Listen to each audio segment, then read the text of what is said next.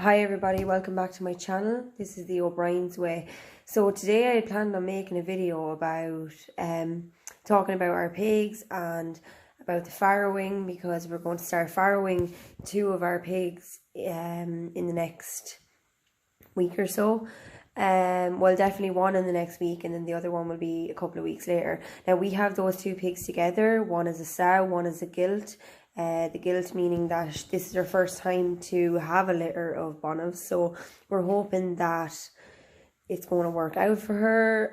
She's not as big as our other pig. We don't reckon that she's going to have as many, but I wanted to talk about that and what we're doing, because you see, what we do with our animals is we hate the whole keeping them locked in sheds, farrowing crates. I just think farrowing crates are cruel. It's not fair. The mom can't get up and see the babies, and it's just, I think it's very, very cruel. I know other people will say it's the safest way.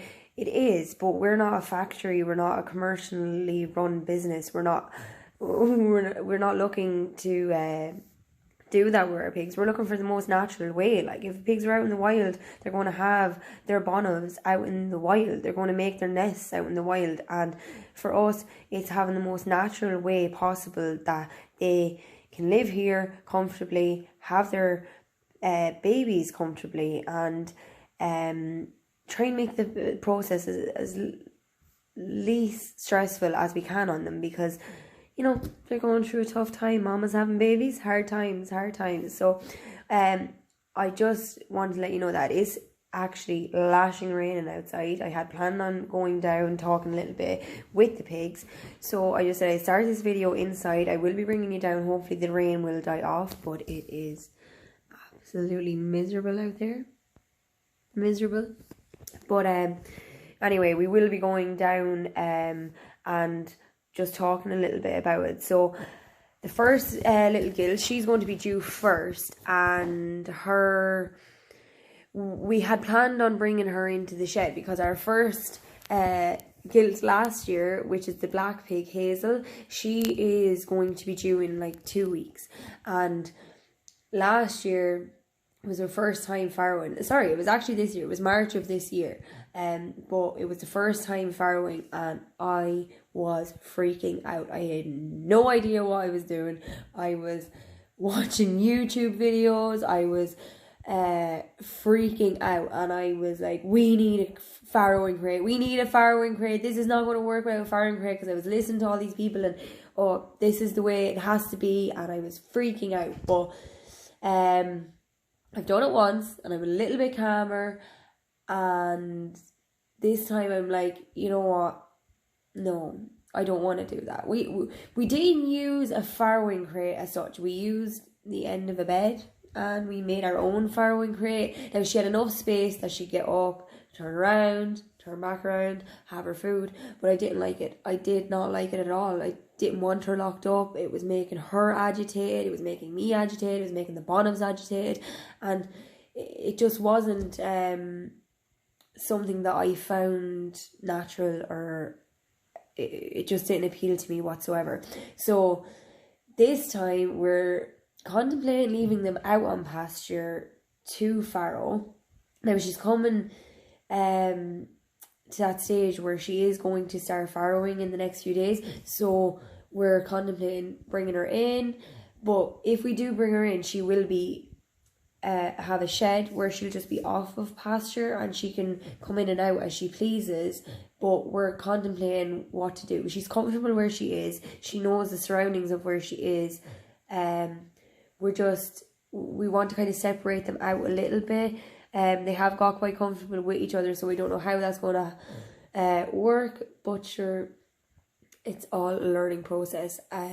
Like everything, most of the time here, like we don't use our animals in a way that they weren't intended to be used. Like each animal, I think, like there's so many different ways. Like you have your ducks, they can go in to your orchards and eat all of the bugs and all the snails and stuff that are climbing up, and they love it. They love the snails, they love the slugs, and I let the ducks come in. Sometimes I went to the garden, even where I have vegetables and stuff, just let them in, 10 minutes, let them eat it, and then out. But with the pigs, like I was saying, I think it's cruel to separate them out like that and have them in this artificial environment where they're having their piglets so artificially. Like, it's just, I don't like it. It's not something I'm okay with. I just much prefer for the animals to live the most natural life that they can while they're here. We want them to be happy. We want them to be in good, have natural defenses. So if you have a pig in a shed and it's locked in all the time, it's getting no natural antibodies from your grass, your weeds, your roots, and that's not good for them. Like, they're locked up. They're surrounded by metal bars and walls, and there's slatted sheds and stuff like that. And that's not what we're about. We are about raising the animals as close to their natural state as can be on a farm, and we appreciate our animals. They're very close and dear to us, and we look at them as another member of the family, and we don't want them living in slatted sheds and having their little bonos where they can't even go over and interact with them because they're locked in. So what we are going to do is I'm going to bring you down and talk to you a little bit about it. I don't know how long I'm going to get down there because it's spilling and technology and rain sometimes doesn't work, and I do have a little bit of a crack, so if water gets in, it's going to cause it to probably not work, and then I won't be able to video anymore. But yeah, so I'm going to bring you down. Thanks for listening to my big rant about bonos and sows and gilts, but we want to do things as naturally as we possibly can, because having the pigs in the sheds just doesn't work for us. Just does not work for us. We want them out. We had our ducks were completely free range, were being the operative word, because they were, until Mr. Fox decided that he wanted a gourmet dinner.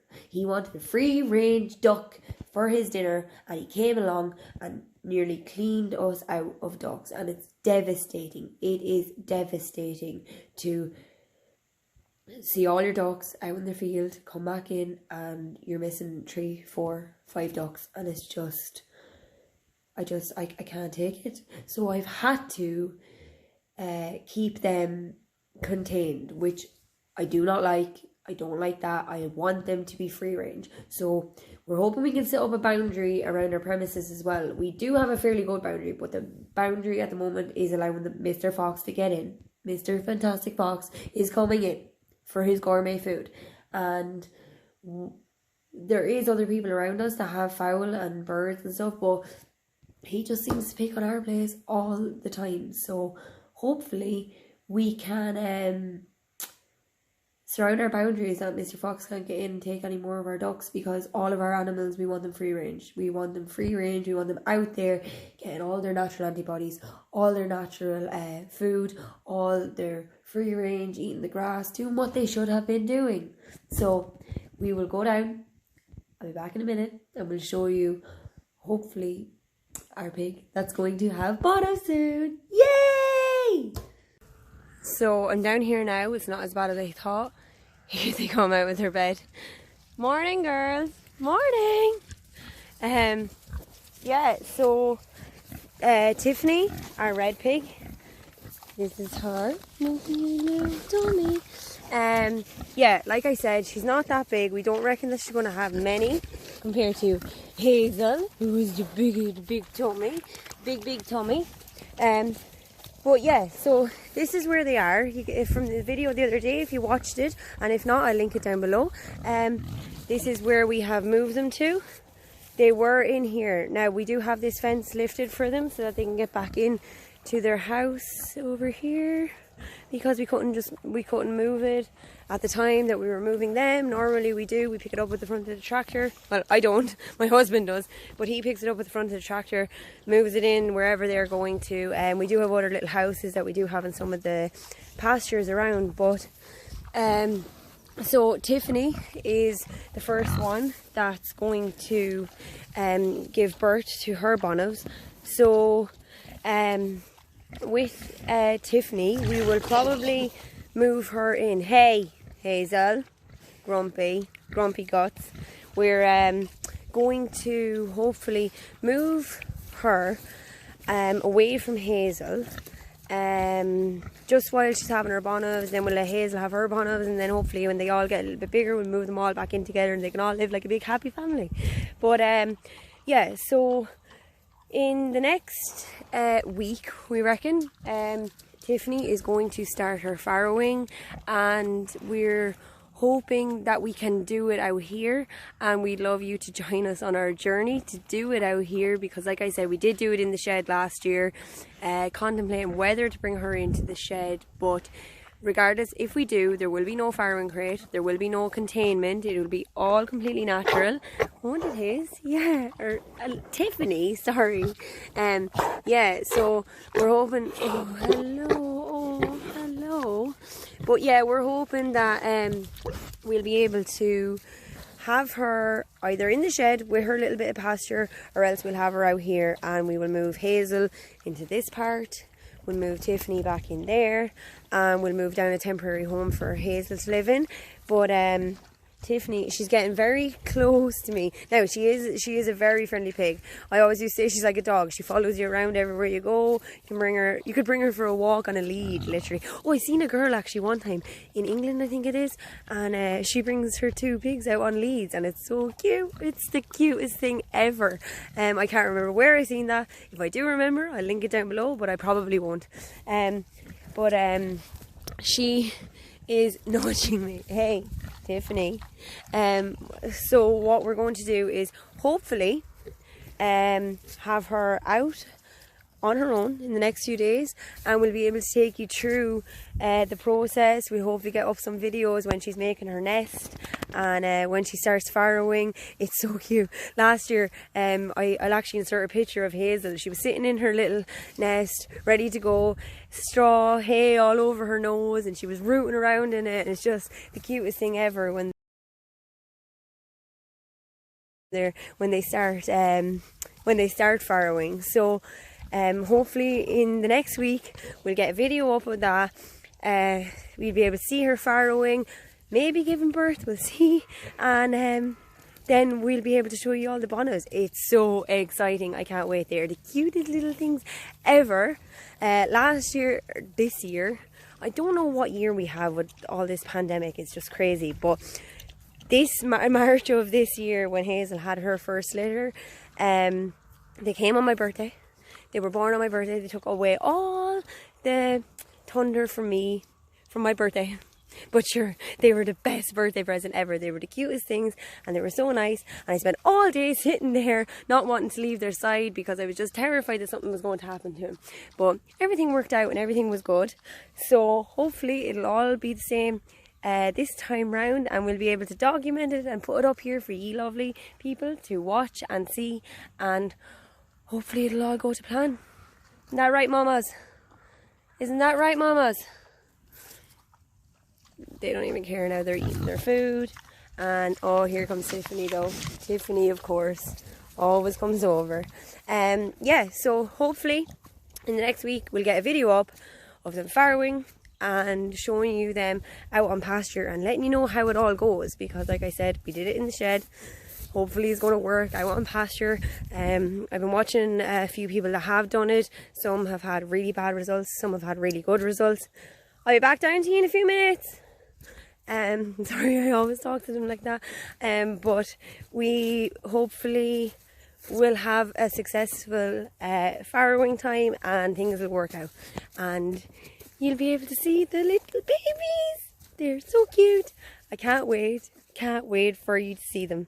So thanks so much for watching, everybody, and anyone who has already subscribed to my channel, thank you so much. Thank you, I really appreciate it. And please give me a like, a comment, subscribe, share. It's all free and it really helps me out, and I just want to show you how we live, and hopefully it'll inspire other people to live like us too. Like I said, we're all about natural living here and all about doing things as naturally as possible. So thank you so much again, and please continue to keep watching. Bye.